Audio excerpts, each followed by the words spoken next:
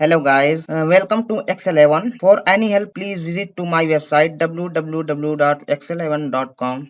Today I will show you average if formula. Average if formula used for calculating average, but with a criteria.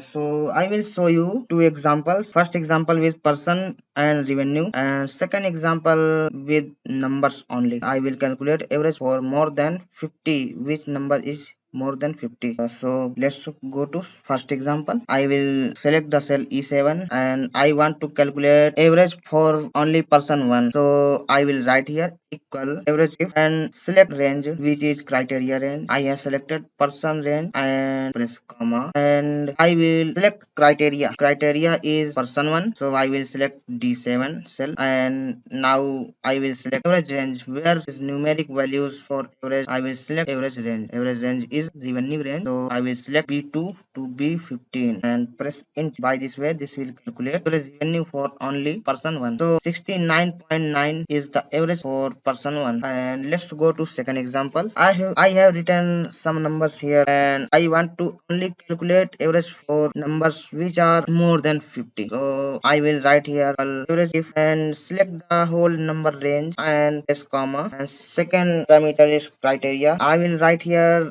in criteria we can use logical or greater than, greater or equal, or not equal. So I will write here greater than 50 and bracket close and press enter. So this has calculated average for numbers which are more than 50. So this was a tutorial for average if formula. Thanks for watching this video.